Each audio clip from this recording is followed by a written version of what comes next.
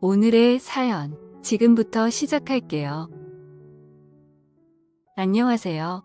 저는 30대 후반이고 올해로 결혼 5년 차가 된 평범한 가장입니다. 부모님은 시골에서 농사 짓고 계시고 딸아이가 한 명 있는데 아주 귀엽습니다. 제 소개를 좀 더 자세히 드리고 싶은데 막상 하려니까 쑥스럽고 딱히 할 말이 없네요. 차차 이야기하면서 말씀드리도록 하겠습니다. 대학에 들어간 20살부터 서울에서 혼자 자취를 하면서 살아왔습니다.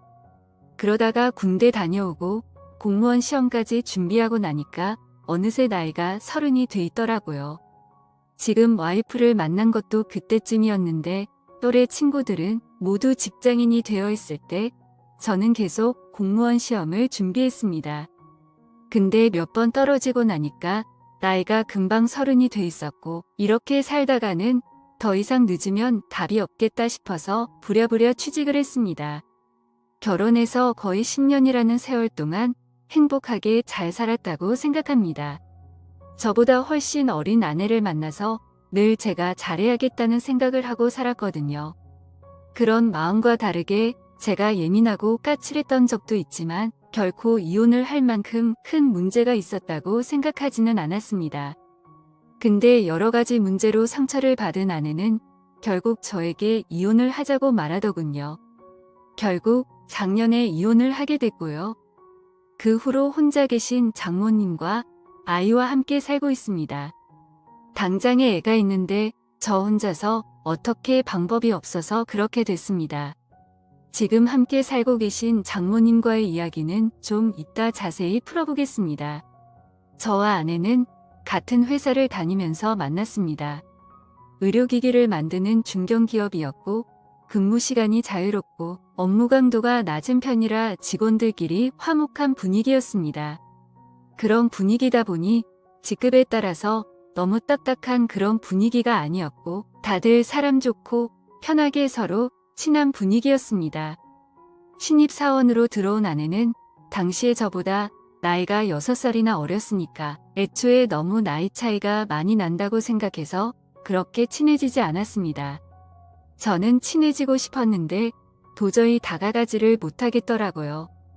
그런데 어느 날 회식 자리에서 술에 취한 그녀가 먼저 내 옆자리로 다가오더니 오빠는 주말에 뭐 하면서 지내냐? 여자친구는 있냐는 말을 하더라고요. 그때 당시에 저는 나이 차이가 너무 많이 난다고 생각해서 어색했는데 갑자기 저한테 오빠라고 부르는 것도 너무 어색하고 회사에서 오빠라고 부르는 건 좀 아닌 것 같아서 제가 선을 좀 그었습니다. 그런데 회사라서 이런 게 좀 이상하게 보일까봐 걱정했던 거지 속으로는 정말 기분이 좋았습니다. 저도 그냥 평범한 남자인지라 오빠라는 소리가 듣기도 좋고 어린 여자가 먼저 다가와 주니까 고맙더라고요. 그날 이후 업무적으로 연락을 시작했다가 자연스럽게 사적인 이야기까지 주고받는 연락이 이어지고 주말에는 따로 만나서 밥도 먹고 술도 마시고 그러다가 아내가 먼저 사귀자고 고백해서 연애를 시작하게 되었습니다. 연애를 그렇게 길게 하지는 않았습니다. 생각보다 빨리 마음에 확신이 들었던 것 같아요. 이런 여자라면 함께 살아도 좋을 것 같다는 생각이 들었던 것이죠. 그러다가 하필이면 여자친구가 아이를 가졌다는 걸 알게 됐고 저희는 큰 고민 없이 결혼을 하기로 마음먹었습니다. 그렇게 결혼을 약속하고 장모님께 인사드리러 집에 갔죠. 아내의 부친이 몇 년 전 병으로 일찍 돌아가셨다는 얘기는 익히 알고 있었고 홀로 계신 장모님을 생각해서 몸에 좋은 건강식품과 최고 등급 꽃등심을 한가득 사들고 찾아뵈었죠. 떨리는 마음으로 집에 들어갔는데 장모님을 보고 깜짝 놀랐습니다. 어머님이라고 부르기도 민망할 정도로 너무 젊어 보이시는 분이셨거든요.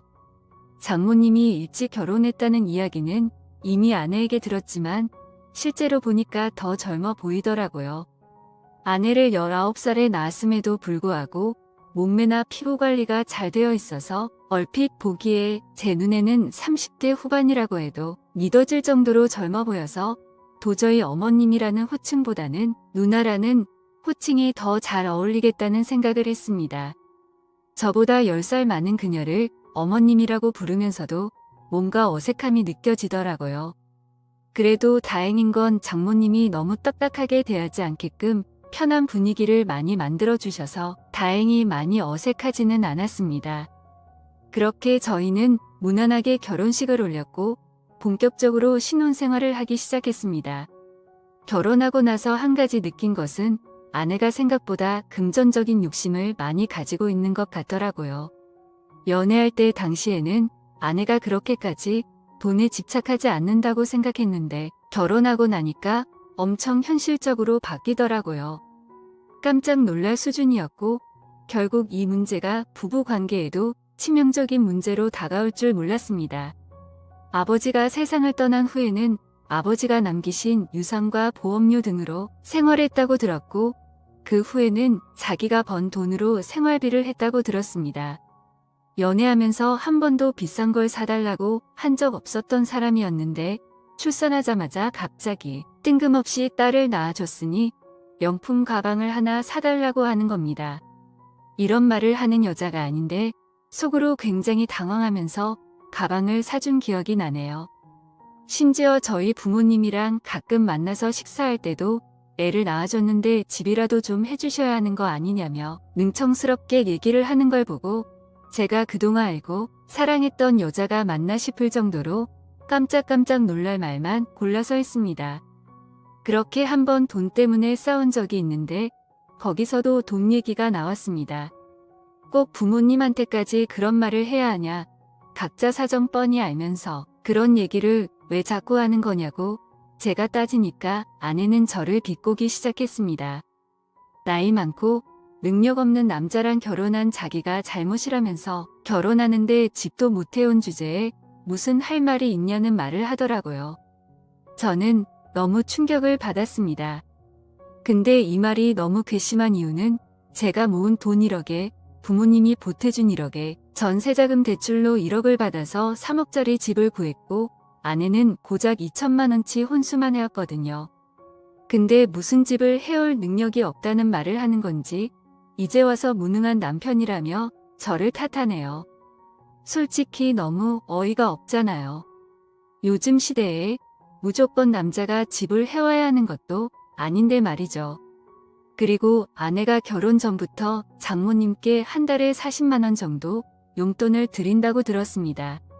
그래서 결혼 후에는 제가 드리고 있었고 결혼 3년 차 때 아내가 장모님 용돈을 더 높여드리고 싶대서 50만 원으로 올려드렸습니다. 제가 아내에게 그렇게 무능하단 소리를 들어야 하는 건가요? 아내가 좀 게으른 편이라 분리수거나 음식물 쓰레기, 설거지 정도는 제가 맡아서 했습니다. 아이 낳고는 육아 때문에 일에 관계된 만남 빼고 전부 다 끊었고 퇴근해서 돌아와서 아내 대신 아이를 봐주고 청소도 열심히 했습니다. 전 정말 최선을 다했다고 생각했습니다. 게다가 또 한 번 싸웠던 날에는 다른 집 남편과 저를 비교하더라고요. 어떤 친구는 어디 여행 갔다 왔다고 하더라. 남편이 와이프 친구들이랑 같이 다녀오라고 유럽 여행을 보내줬다더라. 결혼 전에도 명품 가방 1개 사줬다더라. 이런 말을 하면서 제 자존감을 깎아내리더라고요. 결혼이 무슨 재테크도 아니고 왜 자꾸 틈만 나면 이따위 말을 하는지 도저히 이해가 안 갔습니다. 결혼 후에도 계속 이거 사달라 저거 사달라 주르고 카드 주면 씀씀이도 커졌습니다. 주변에 다들 돈 많은 남자한테 시집간 애들만 만나는지 온갖 얘기를 다 들어오더라고요. 결국에는 그녀에게 모든 카드를 압수하고 밖에 나가서 일을 하라고 했습니다. 아이는 장모님께 맡기고 직접 돈 벌어서 쓰라고 생활비도 넣지 않았습니다. 돈 계속 벌어와 주니까 인생이 만만하냐고 한마디 했죠. 뼈 빠지게 돈 버는 게 어떤 느낌인지도 모르는 게 그러냐고 윽박을 지르기 일쑤였습니다. 그렇게 6개월이 지난 후에 아내에게 이혼 통보를 받았습니다. 물론 이런 상황을 각오하고 한 말이기 때문에 저는 속이 후련했습니다. 그러자 장모님이 철없는 아내 때문에 미안하다며 일도 해야 하는데 자기가 딸을 봐주겠다고 했어요. 결국 장모님은 이혼한 사위와 살게 된 것입니다. 젊은 장모님과 아찔한 동거 생활이라고나 할까요? 하루는 회사에서 회식하느라 새벽에 집에 들어와서 오후 늦게까지 자고 일어나 안방에서 쉬고 있는데 장모님이 점심 차렸다고 밥 먹으러 오라고 해서 주방으로 갔습니다. 어제 왜 그렇게 집에 늦게 들어왔냐며 해장하라고 우럭 매운탕을 끓여 놓으셨더라고요. 아내에게는 기대도 할 수 없던 건데 역시 제 생각해주는 사람은 장모님밖에 없다는 생각을 했습니다. 그렇게 대낮부터 장모님과 매운탕에 또 술을 한잔 했습니다. 어차피 쉬는 날이니까 평소에 못하는 낮술도 좀 해야 하고 그렇지 않겠습니까? 우리는 소주잔을 부딪히며 어느새 2병을 먹어 채웠습니다. 장모님은 평소 술을 잘 못 드시는데 기분이 좋으시다며 혼자서 1병 가까이 드셨습니다. 술 기운 때문인지 몰라도 그날따라 젊은 장모를 쳐다보면 기분이 묘해지더라고요. 아내랑 이혼도 했고 장모님이랑 저랑 나이 차이도 10살밖에 안 나는데 앞으로는 조금 편하게 지냈으면 좋겠다는 말을 했습니다.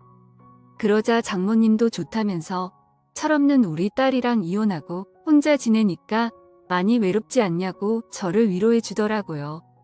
새로운 여자 있으면 언제든지 만나도 된다고 말씀하셨는데 장모님이 먼저 연애해야 하는 거 아니냐고 서로 그렇게 장난을 쳤습니다. 매번 장모님이랑 너무 딱딱하게 안 부르고 누나라고 부를 때도 있었어요. 그만큼 가까운 사이가 됐습니다. 이런저런 이야기를 나누다가 장모는 결국 그 자리에 쓰러져 잠이 들고 말았습니다. 제대로 몸을 가누지 못하는 장모를 침대에 눕혀놓고 나오려는 순간 장모님은 저를 부르더니 저를 갑자기 와락 껴안았고 저도 술김에 장모님을 힘껏 안았습니다. 그녀는 갑자기 제 귀에 대고 오늘 너무 야릇한 게 땡긴다면서 저한테 생각이 있냐고 물어보더라고요. 저는 단번에 무슨 말인지 이해할 수 있었습니다. 저는 흔쾌히 그녀의 제안을 받아들이기로 결심하고는 그녀를 뜨겁게 안아줬습니다. 역시나 장모님은 30대 같은 완벽한 몸매를 가지고 있더라고요. 어젯밤부터 마신 술에다가 낮에도 술을 마셔서 머리가 깨질 것처럼 아팠지만 그게 중요한 게 아니었어요.